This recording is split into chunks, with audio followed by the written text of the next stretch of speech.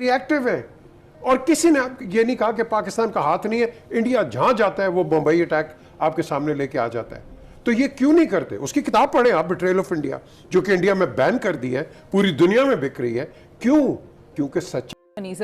भारत का मकरू चेहरा एक बार फिर बेनकाब हो गया है। पाकिस्तान में दहशतगर्दी में भारत मुलव्विस पाया गया है। और आपको ये भी बताते चलें कि जून 2021 को लाहौर के इलाके जोहर टाउन में होने वाले धमाके के जो शवाहिद हैं वो भारत से जाकर मिले। जय हिंद दोस्तों, मैं महेंद्र शर्मा स्वागत करता हूं वन वर्ल्ड हिंदी में आपका। उम्मीद करता हूं आपको स्वस्थ है। दोस्तों जैसा कि आपको पता है, पाकिस्तान में टीटीपी की जब से दहशतगर्दी बढ़ी है उसके बाद से कहीं ना कहीं पाकिस्तान में बिल्कुल मातम सा छाए हुए है। तो कहीं ना कहीं अभी जो लाहौर में बम ब्लास्ट हुआ था उसको लेके कैसे ये पाकिस्तानी मीडिया जहर उगल रहा है और इनको डर लगने लग गया है कि जब से चाइनीज चिंटुओं की पिटाई भारतीय सेना ने की है तो इनको सीधा इन्होंने अपना मापदंड माप लिया है कि हमारी तो कोई औकात ही नहीं है। जब चाइना जैसी आर्मी को भारतीय फौजियों ने ऐसे दौड़ा के पीट दिया, तो कहीं ना कहीं आज इनको पीओके और कश्मीर का जिक्र करने लगे। और कैसे भारत में जो जितनी भी सरकारें हैं, बीजेपी की सरकार है, उसके खिलाफ कैसे ये जहर उगलने लग गए हैं और बोल रहे हैं कि सीधा भारत में मुस्लिम कैसे दुखी हो रहे हैं। जबकि इनको डर सीधा ये सता रहा है कि भारत अगर आज इतना कद बढ़ गया तो ये पीओके तक को भी नहीं छोड़ेंगे। तो इनका डर सिर्फ और सिर्फ इन चाइनीज चिंटों की पिटाई के बाद बहुत ज्यादा मातम सा इनमें फैल गया है। तो दोस्तों देखिए डिबेट और कमेंट में अपनी प्रतिक्रिया जरूर दें। लास्ट में आपसे रिक्वेस्ट करूंगा, चैनल पर नए हैं तो चैनल को सबसे पहले सब्सक्राइब करें, लाइक शेयर कमेंट जरूर करें। दोस्तों जय हिंद, वंदे मातरम, भारत माता की जय। और बेल आउट करके कहा कि हम आपको फैसिलिटेट करेंगे और आप हमें करें, और टेररिज्म के अंदर उसने ये काम किया। चलो ये हो गया। हमारे पास इतने शवाहिद मौजूद हैं कि हम उसको हाईलाइट नहीं करते। हमें चपेट पड़ती है ना बाहर से, फिर हम चीखें मारते हैं, वो देखो उसने ये कर दिया, ये कर दिया। मैं रो के हर चैनल पे गया हूँ। इलियास डेविसन, उसने पाकिस्तान को एक्विट किया फोरेंसिक एविडेंस के साथ, जो कि एक जू है, पैलेस्टीनियन जू, उसको कोई पता नहीं पाकिस्तान का। उसने कहा कि पाकिस्तान का मुंबई अटैक्स में कोई हाथ नहीं है। स्वाय अल जजीरा के, स्वाय रशिया टुडे के और पीटीवी के किसी ने हाथ ही नहीं लगाया। क्यों? क्योंकि हमारे जो लोग हैं ये प्रोएक्टिव नहीं है, ये रिएक्टिव है। और किसी ने ये नहीं कहा कि पाकिस्तान का हाथ नहीं है, इंडिया जहां जाता है वो बम्बई अटैक आपके सामने लेके आ जाता है। तो ये क्यों नहीं करते? उसकी किताब पढ़ें आप, बिट्रेयल ऑफ इंडिया, जो कि इंडिया में बैन कर दी है, पूरी दुनिया में बिक रही है। क्यों? क्योंकि सच्चाई हिंदुस्तान एक्सेप्ट नहीं कर सकता। सो द क्वेश्चन इज कि इनके जो प्रोपेगेंडा है, ये जो अभी कह रहे हैं राना सनाउल्लाह, हम जाएंगे यूनाइटेड नेशन जाके क्या करेंगे आप? आपने पहले क्या कर लिया?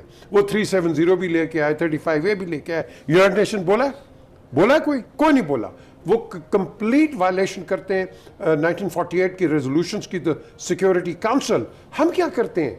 हम रिएक्ट करते हैं बाद में, प्रोएक्ट हम करते नहीं हैं। तो मेरी नज़र में हमें ज़रा इस पे तकड़ा होना चाहिए। मैं बार आज अपने प्रोग्राम पे ये इफ्तिखार को पता है, इसको जावेद को भी पता है, मैंने हमेशा कहा है कश्मीर सेंटर्स खोलो, ताकि इंडिया का हम जो गंदा मुंह है हम इसको खोल के लोगों को बताएं कि ये कर क्या रहे हैं। भारत को बिल्कुल बेनकाब करने की जरूरत है। इफ्तिखार साहब, मैं आपसे पूछना चाहूंगी कि वजीर दाखिला ये कहते हैं कि ये सब भारत की जानिब से इसलिए भी किया जा रहा है कि कश्मीर में जो जुल्म जबर भारत ढा रहा है उससे जरा कुछ वक्त के लिए तवज्जो हटाई जा सके।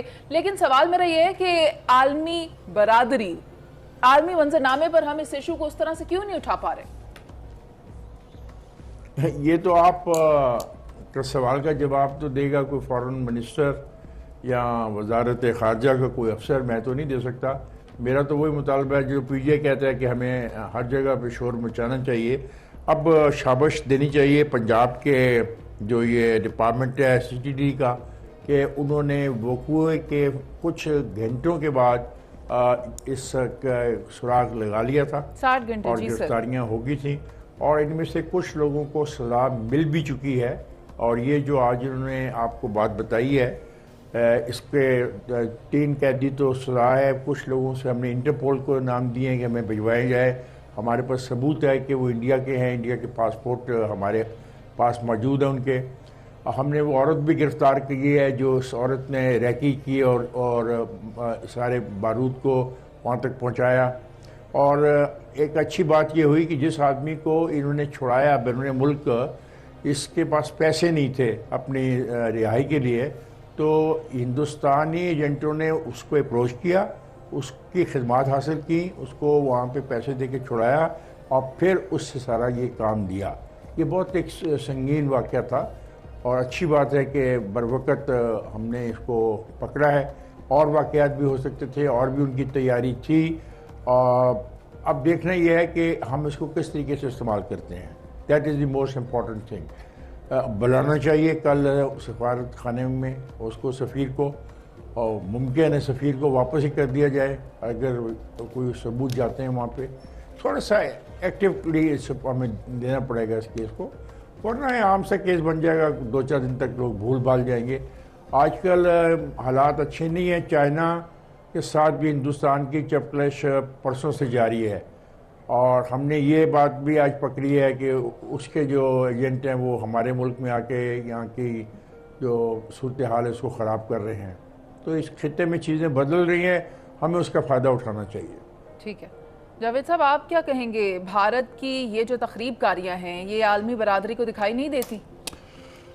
आलमी बरादरी को इसलिए दिखाई नहीं देती कि उनके अपने मकासद हैं, और जब मुल्कों के मकासद होते हैं तो वहाँ मोरालिटी नहीं होती, उधर सिर्फ मकासद होते हैं।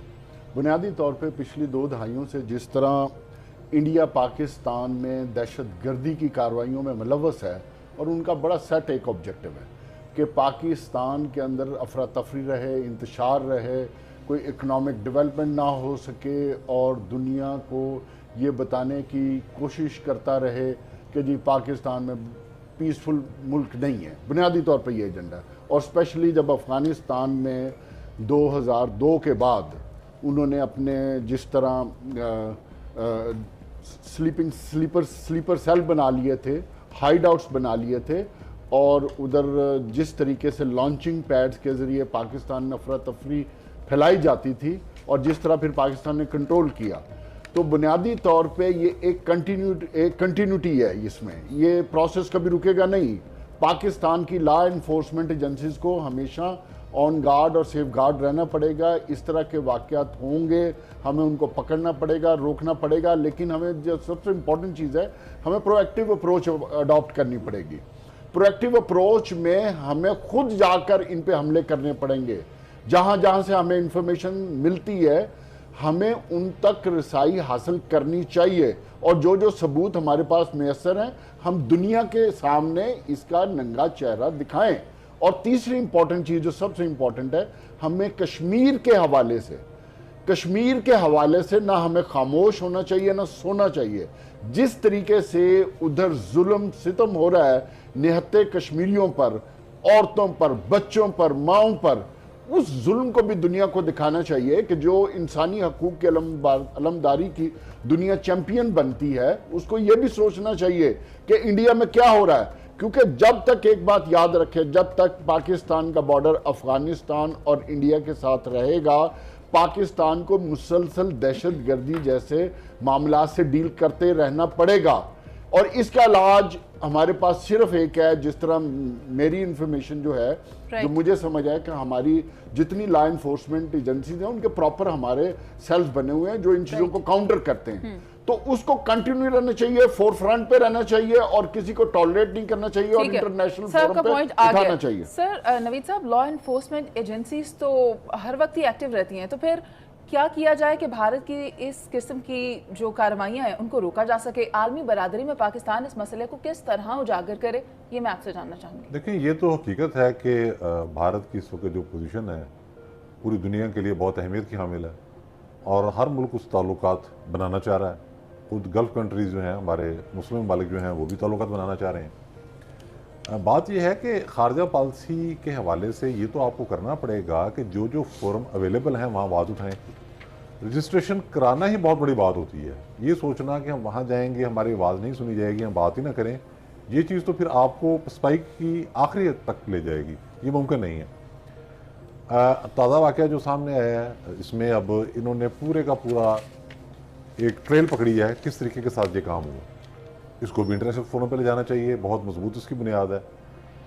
अब देखना ये है कि भारत की जो दहशतगर्दी है वो सिर्फ पाकिस्तान से मुतासर होता है। आप देखें कि उन्होंने तो अपनी खारजा पॉलिसी का लाजमी जुज़ बनाया हुआ है टेररिज्म को। नेपाल में उसने क्या नहीं किया, भूटान में क्या नहीं किया, बांग्लादेश में कितनी मुदाखलत है उनकी, श्रीलंका में वो क्या कुछ नहीं करता रहा। लेकिन हुआ क्या कि इनमें से कम 2 ममालिक के अंदर तो जो मुकामी सियासी जमातें थी उन्होंने तय किया कि अब हम भारतीय मुदाखलत रोकेंगे, उनकी पेनिट्रेशन को रोकेंगे। एक इत्तेफाक राय हुआ और उस इत्तेफाक राय के नतीजे में हमने देखा कि आपने देखा कि जो ये बांग्लादेश में हालिया चंद रोज़ पहले जो वाक़यात हुए उसमें जब मुसलमानों पे मुजालिम शुरू हुए भारत में तो वहाँ हिंदुओं पर शुरू हो गए। ये होना नहीं चाहिए था लेकिन हो गए। तो ये इस तरह की अप्रोच बन गई। तो हमें सबसे पहले तो इत्तेफाक राय हकीकी मानों में पैदा करना है और कोई फोरम हमने खाली नहीं छोड़ना। जिस तरह से ये केस हमारे हाथ आ गया इसको हमने उजागर करना है। और हमारा मीडिया जिसमें ये हमने सेल बनाया है जिसे हम कहते हैं ना 5th जनरेशन वार, वर्चुअली तो वो ये थी कि हमने इंडिया की जो बेईमाना कार्रवाइयाँ हैं तमाम अक़लियतों के ख़िलाफ़ और बिलखसूस मुसलमानों के ख़िलाफ़, पाकिस्तान के ख़िलाफ़, उनको दुनिया के सामने लाना है। लेकिन हमने उसको कोई और रुख दे दिया। तो ये भी हमें काम करना पड़ेगा कि सोशल मीडिया पर हों या मीडिया पर हों, इन मामलों को उठाते रहें। पूरी दुनिया को पता है कि इंडिया मज़ालिम कर रहा है, ये आवाज़ रोकी नहीं जा सकती।